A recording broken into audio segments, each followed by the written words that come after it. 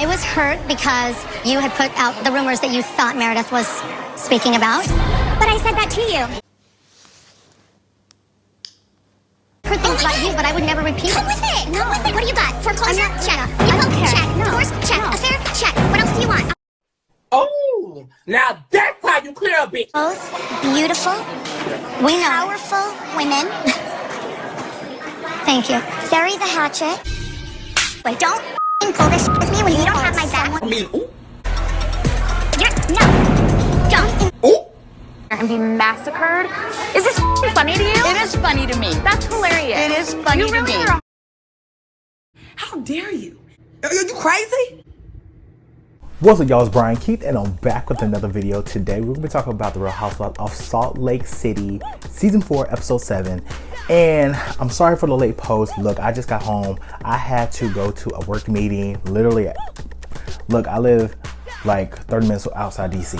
So, and then with traffic, it was a lot. But this episode was good. Low key, Monica, you right and you wrong. Your mama was a little bit right, but all the way motherfucking wrong. But let's get into it, y'all. Like, comment, and subscribe, and let's get into the video. The mother is an op. Yeah, let me check my shit real quick. Hotter than the fire coming out my flame. And if you wanna play with me, you can't play in me. On the playground, bitch, you can't play with me. Got it, want it, securing the bag. All right, so this episode opens up with, Angie sending out, Easter invites. It's Greek Easter. And, they're sending out, the Easter. And low-key, like, you see them going, scaring Heather, popping up on Mary, coming and handing out to Lisa during the confessional. I'm just like, okay, they're really getting into it, how they get into it. Then we see Whitney and Justin, they go on date night, right? So Whitney's just like, well, Justin, I just wish that you support me more. And, I just think that every time. My whole thing with Whitney is, girl, he did what he did the first time and wasn't doing nothing beforehand. And now my whole thing is, I'm happy that she's being vocal and she's telling him, like, look, you're not helping me out. The kids over here doing all this in the morning. You over here on the phone, twiddling your phone, scratching your balls. What are we doing? But my whole thing is, in that moment, did you say anything? Or did you just look and just like, right? And we have to realize that, there is an age difference between Justin. Justin looks like he's almost tap dancing on 60. In the mornings, you coming down and sitting on the couch and turning on the TV and getting on Instagram drives me nuts. I am not getting on Instagram. But, Whitney, girl, at the end of the day, I'm happy that she's speaking up. He talked about he want more sex, and she's just like, okay, you want more sex, but what makes you think I'm about to open these legs? And you're not helping me out. Right? Right. So, we segue over to Lisa and Angie. They go, making candles. It's really cute vibes. And, Lisa, I like Lisa's fashion. She gives very much like streetwear. She got the sunglasses, the heels, the oversized pants. I like her vibe. So the girl at the, the counter, she's just like, Are you Jack Barlow's mom? Lisa's like, yeah, I am. She said, oh my God, he's like one of my best friends. And then she was like, did you hear about his mission? She was like, of course I did. And so Lisa's just like, girl, even the little girls at school know about it. I over here just clueless. A lot of people got to realize that, that's why I always tell people it's important who you're friends with, especially for people that are parents, because their friends are a major influence on them and they tell them more than they tell their parents. I know when I was in high school, I told my friends everything, right? So it's just one of those things where it's just like, it's very important to, surround yourself with, good vibes. And third, Angie let it be known that, everyone's invited to the Easter, lunch, but Meredith. Whitney and her family. Okay. I invited Heather. Okay. I invited Mary. I invited Monica. And something in me is telling me I don't think Meredith gives a fuck. I don't think she cares. Maybe I'm wrong. I don't think Meredith cares, right? So, Lisa's trying to, build this relationship with Meredith. And she's just like, at the end of the day, it's just like the same old, same old, same old. And I'm just confused. Like, is she going to do that to me? We see in the trailer, the mid-season trailer, Meredith was like, somebody tell you something so much, you might as well do it. I said, Meredith, come on, girl. You better unhinge. And then, Lisa's just like, at the end of the day, I get that, you're mad at Meredith for eluding the rumor, but Monica was the one that said it. And honestly, like when you said you were inviting her, like I'm shocked a little bit because that would not be something. So made the good point, like, Monica brought it up and we don't know what Meredith was talking about. Like I said in my last video, Meredith could have been talking about, the husband over here steals money. The husband over here, I don't know. It could be a plethora of things. But that's what Monica said. Monica, when they're asking her who she heard it from, I heard it from the streets. Girl, I need names. If I was Angie, I'm like, girl, give me names. I don't care about none of that you're talking about. Give me names. But Angie, you can't really be that mad, because you said that the rumor is like 30 years old. 30-year-old rumor. Somebody is bound to hear that your husband allegedly gets dick down. Exactly. Thank you. I mean, so, you know, basically Angie's just like, you know, when we get to my Easter brunch, yeah, I'm going to talk to her. Basically, Lisa did what she set out to do.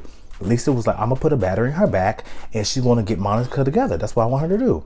Like, low-key, Lisa is like a puppet master that's moving in the background, and Angie don't even know it. Angie thinks that she's thinking on her own. Lisa put the bug and thought in her ear, and Angie's just gonna act on it. Right. So we segue over to Mary's house, and you know, we see her son, and she asks him like, so I'm hearing these rumors that you married. What's going on? Why am I hearing rumors that you're married? Is it true? I don't know. Kinda, yeah. He's like, oh, you know, kinda, sorta. She's like, what do you mean kinda, sorta? He was like, yeah, you know, we went to the courthouse, and you know, at the end of the day, mind you, Mary let her son still live in his house, live in her house, and the girl. I think they're 18, and she basically telling him like, you know, she started getting emotional. She's like, you're my only son, this, that, and the third. But she's like, you gonna have to get your stuff together, because at the point, you're married now, so you need to take care of your own situation, right? It's been almost like a year. They both live in my house. We see Heather in the car. She get a call from her daughter, and I keep saying daughter. You should get a call from her daughter, like Evelyn Lozada, from California, and she tells her like, you know, she's like, did you hear that Jack's going on a mission? And her daughter is like, well, you know, that's kind of crazy. Maybe his friends are going. Maybe they influenced him, but you know, it's kind of crazy. The thing that I find weird is that Heather is making a storyline / talking point about someone else's child, right? I mean, it's kind of weird. Yes, Heather went on a mission, but I don't think it's uncommon in Salt Lake City for people going on a mission. So it's just one of those things that it's just like, it's kind of weird that she's making a focus point of Lisa's son. It's kind of giving like, you know, obsessed. And I don't like that for Heather, because I actually enjoy Heather at times when she's not lying. But it's just, I don't like that. I just feel like, you know, at this point, Heather is the type of person that's been like, you know, quote unquote, church hurt. And, you know, she's basically repelling from the church. And I don't think, you know, she could repel from the church, because I do feel like the organized part of religion, there is a lot of corruption and wicked ways that goes with the organized part. But when it comes to like God's spirit, the universe, Allah, spirituality, that aspect of it, of, you know, the one-on-one connection you have with a higher being, I think that is very much, you know, rooted in love and compassion, and rooted in everything that, you know, makes you a good person. It's just the organized part is what, you know, I feel like Heather is, you know, referring to, not necessarily the religion itself, right? But I do feel like Heather is church hurt. A lot of people are. It's like you go into these churches, people, you know, basically make you feel like you're horrible for just living your life and trying to figure out who you are as a individual and a human being. You see Meredith, she visits Mary at her house, and, you know, she tells her, you know, my son's married. She's like, okay. I'm kind of keeping to yourself a little bit for a minute, huh? Yeah. It just gets monotonous trying to give people chances. And, you know, she, Meredith, she's like, you know, you've been to yourself a lot. Like, what's going on? Like, we need to get you out the house. And Meredith's just like, you know, I'm not feeling the ladies. I don't feel like they changed. And after going to Lisa's little shindig, they haven't changed. They're still doing the same old, same old, same old. So what makes you think I'm about to over here just open myself up just for them to do the same thing again, right? Meredith, like, you know, I feel you, because they're trying to allude the fact that I'm over here spreading rumors about Angie. I know rumors. She and I had plenty I could have said, and I chose not to.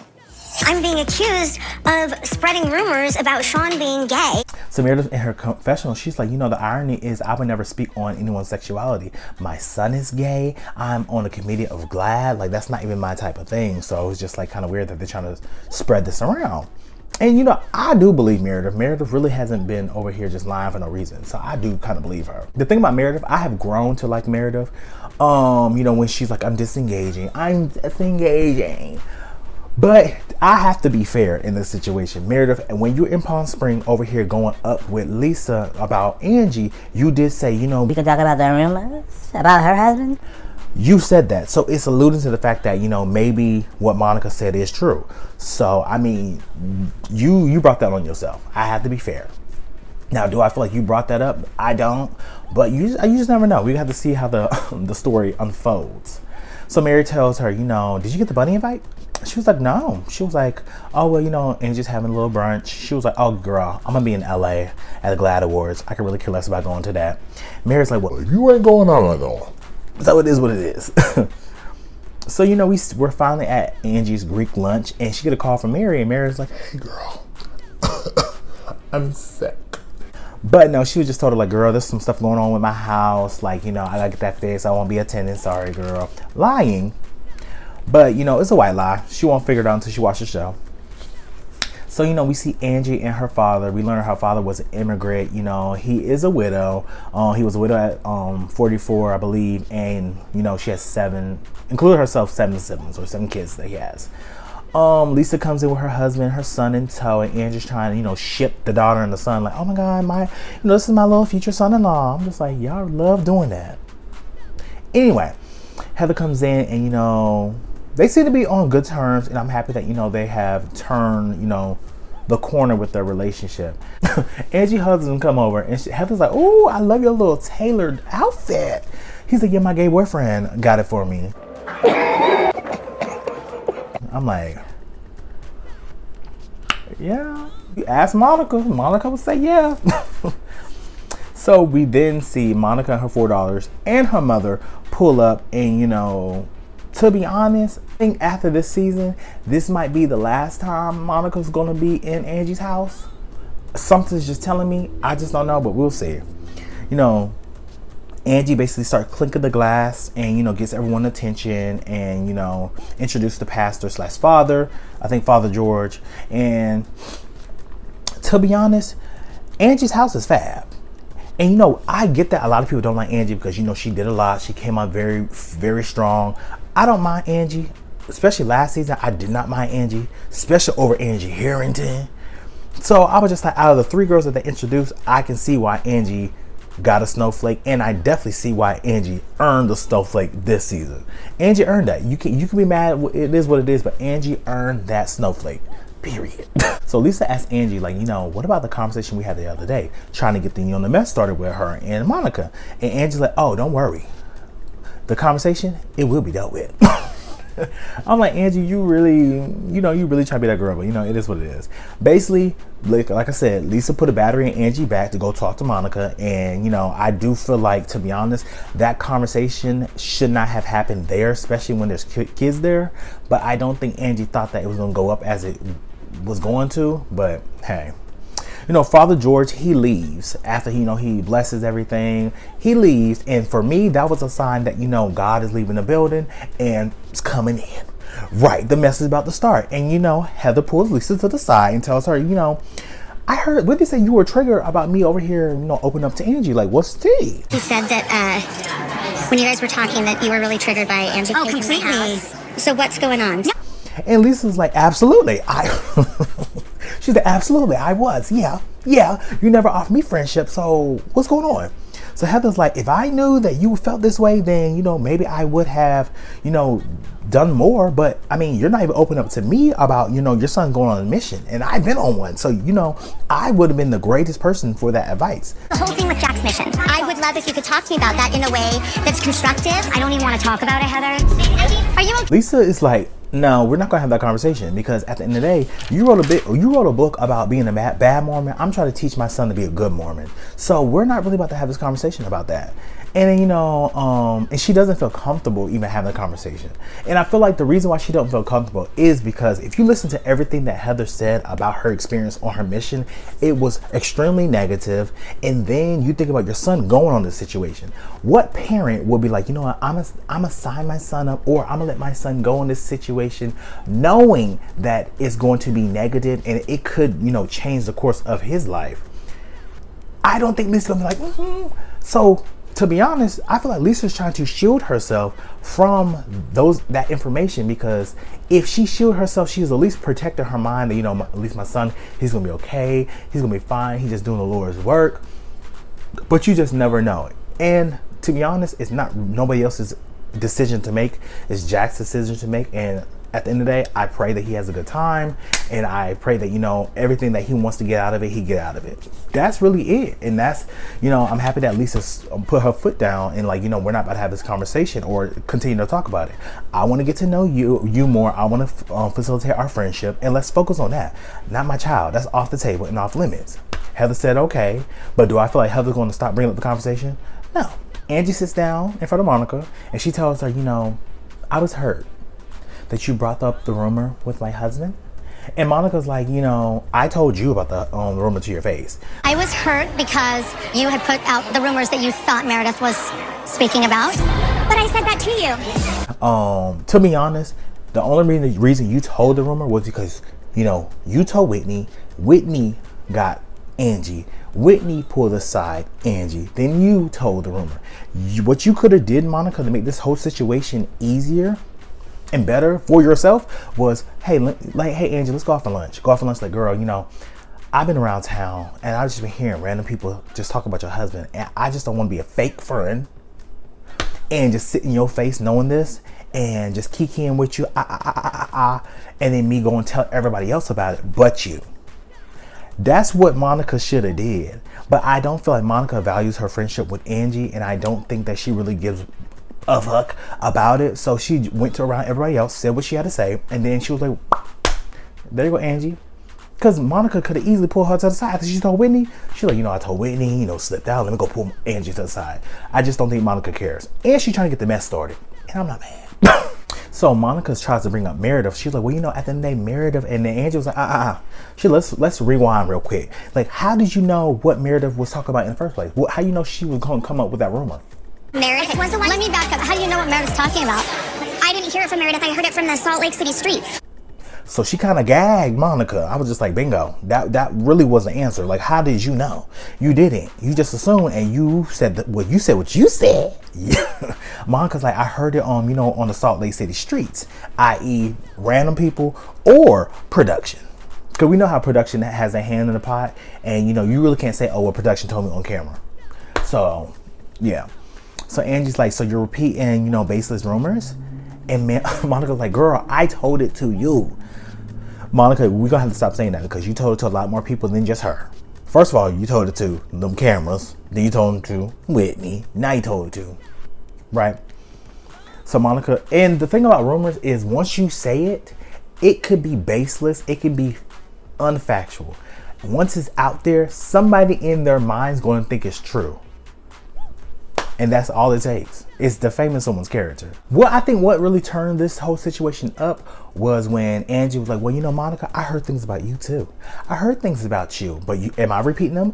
No. And like, to be honest, I feel like Monica said one of the best comebacks that you could say, especially in somebody trying to blast you and put your stuff out there. I've heard things about you, but I would never repeat it. With it. No. What do you got? Foreclosure? Check. Check. No. Divorce? Check. Affair? Check. What else do you? Monica's like, girl, say it. Do what you gotta do. I've been foreclosed. I've been cheated on. There was affairs. I'm broke. I ain't got a nice house. This and the third. Like, she put everything out on the table, because it's like Monica's is literally the definition of, I have nothing to lose, and I'm gonna say whatever I gotta say because I ain't got nothing to lose. My stuff is out there, so I can come for y'all with no risk. Monica literally has no risk in all the rewards for what she does, right? Angie, you don't. You have a lot of risk, girl. You got businesses, reputation, girl. You gotta keep it cute. Monica's like, you know, Angie, you're over here trying to make me out to be the villain and make me seem like I'm over here causing all this drama, and that's not the case. I mean, it kind of is. Get to your face, and you hate me for that when you should be hating all the other people. I don't hate you, Monica. I don't know where I stand with. So as Monica and, you know, Angie going back and forth, because Monica feels like Angie's trying to put blame on her for being a good friend to her. I don't think it was being a good friend, because I wouldn't do my friends like that. Like, if I heard something, I'm going to my friend literally the next day like, girl, let's go out for drinks because I heard something. And I don't play that. I really don't play that when it comes to friendships. My friends know I hold them 10 toes down, and I will fight for my friends, and I will defend my friends. And if my friends are wrong, girl, in that moment, I'm holding you down, period. But in the car, I'm about to cuss your ass out because I know you were wrong, right?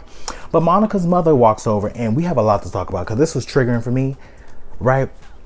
So she sits in between the two of them, and she's just like, you know, you guys are so beautiful. Bury the hatchet. You know, it's okay. I get that there's, you know, disagreements, but this is not the time or the place. Both beautiful, powerful women. Thank you. Bury the hatchet. And, you know, she tries to get them to come together. And Angie's like, you know, we can just wrap this up later, Monica. It's fine. And Monica's like, yeah, you will want to wrap it up later, huh? I'm just like, ooh, Monica's mad. She's activated at this point, right? So, you know, Monica's mom tell her, you know, Portuguese and Greek are similar, and you know, we're very passionate people, and you know, this basically she's just trying to tell her, girl, this ain't the time for the ra-ta-ta-ta-ta. For that. Yeah, we're not fighting. I'm just trying to have a conversation. I would love to wrap up with Monica. I bet you would love to wrap it up and bring it up the next time I see you. No, it ain't time for all that. Especially, you know, this is a day about Jesus. It's the day of his resurrection. All of that. Angie, at this point, removes herself. She's just like, well, I'm just gonna go ahead and go. Just exit stage left. We should move on since it's not a day to have this conversation. Obviously, don't pull this with me when you don't have my back. Okay. It's like she's like, what are you doing? Like, you don't have my back. Like, and Monica's mom like, let's go to the bathroom. And you know, at this point, you know, Monica getting up. She's sitting down. She's pointing. She's doing this. Like, you could tell she's clearly agitated with her body language, right? It's like one of the situations where it's like, we know our parents argue, but they don't argue in front of like us, like the kids. So I get Monica's mom wanting her to like calm down, to like, you know, show like, you know, the a good representation, not, you know, being boisterous and not like embarrassing her. It's kind of embarrassing that she's over here. I can see it can be embarrassing. And you know, everybody's looking at her just like, oh my God, why is she talking to her mom like that? Oh my God, like, oh my gosh, she's talking to her mom like that. I would never talk to my dad like that. Oh my gosh, that's not nice to talk to your mother like that. And mind you, people don't know their relationships, but it's like in those situations, I feel like Monica should have calmed down, because they're going to pass judgment on you and make it seem like, you know, your mother can't do no wrong. And like that girl said on Watch What Happens Live, she was like, well, Monica, you should have to forgive your mom, because your mother is not wrong. Girl, go to hell. Because at the end of the day, you can still hold your parents accountable, which I think that's what Monica did. And this is why between Monica and her mama, I'm on Monica's side. Because it's triggering, because it's like Monica's mom is doing a lot of things to poke at her. Like, let's go to the bathroom. What is going to the bathroom going to fix, ma'am? No, don't in the bathroom with me. Someone else before you told me, that's all. Don't do this to me. Nothing, because at the end of the day, what Monica's mom should have did was, like, this is something that my mom would have done. Like, be like, you know what? She'd take me outside. She was like, look, I know you're upset, and I know, you know, you're not cool with them. Let's just calm down. Let's like finish this dinner, and then we're gonna go ahead and leave together. Just get the kids. My mother would not over here be cool with one of my ops, because she just won't do it. My mom is always gonna have my back down. So for Monica's mom to, you know, go over to them and say, I'm so sorry. Oh my, I just want to have fun. Don't apologize. You are very sweet, and it's okay. So sorry. Can we have some fun? I'm ready for fun. Girl, to be honest, it's a betrayal. And you could tell that Monica's been feeling this way for a long time. And her mother does not have her back. And then when her mama came over to sit down and laugh in her face. Alone. I am not going to let her sit there and be massacred. Is this funny to you? It is funny to me. That's hilarious. It is funny to me. You really are a heartless person. Disrespectful. And these are the situations where it's just like, we might be family, but you can get cut off. Cut off. I can find me a babysitter. I don't need you. And it's just those situations where it's triggering, because I had parents that always, and I'm not really talking about my mama, because my mama's my girl. But when I talk about like my parents, I'm, you know, my dad. But it's just triggering, because it's just like they always have the perception of things that happen when we're younger, that they think that, oh, well, you know, I did this so much. I did this so much. It's like, well, we just got two different accounts, because my story haven't changed. Your story constantly keeps changing. Mine is steady, constant, consistent. And it's just irritating, very irritating that her mother did not have her back. And then you over here kikiing with her enemy. I don't give a damn what Monica did. Now, do I feel like Monica was embarrassing? Hell yeah. But Her mother, Monica's mother, is her biggest op. And I'm not mad that she told her, girl, you're gonna have to find an Uber home. I'm here to find your own ride home. Dead ass. Find your own ride home. Listen, no. Now, I would have paid for the Uber. I would have. But she wouldn't have came home with me. She wouldn't have came home with me. No, ma'am. I couldn't do it. And you got Lisa and everybody talking about, oh my gosh, she's talking to her mother that way. Oh my God. No. Because that's more embarrassing. Because if anything, we need to be a solidified unit. Stand 10 toes together. I'm not telling you to over here go back and forth with her. The mother is an op. And I don't even mean to disrespect the mom. I don't mean to disrespect. This is just the character that they show on the show, the edited show. But an op. Monica, watch your mama, because I can't.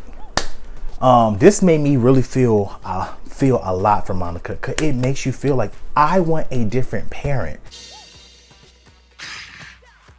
I hate feeling like I wish I had a different mom, but I wish like I had a different mom. Someone that's going to show up for me, because I feel like I had a parent that my mom always stood by me 100%. She listens to my woes. Like, she knows me in and out. I tell her everything.